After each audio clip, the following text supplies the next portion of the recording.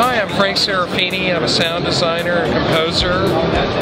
Been in the film industry in Hollywood for over 30 years now. My first feature film was Star Trek I. Went on to do Tron and over 50 movies over the last 30 years. And during that time I've been using Sound Ideas sound libraries. I was one of the original users, and also I created a disc, the 6038 disc for Sound Ideas many years ago, which kicked off the 6000 series.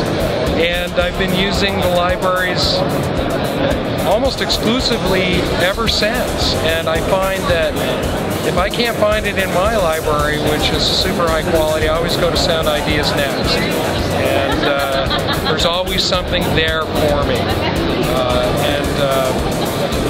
Now with the Ultimate Collection, the hard drive that has over 750 gigabytes of sound effects on them, I can't believe how incredible it is to be able to go in and locate some of these incredible sounds and use them for my productions.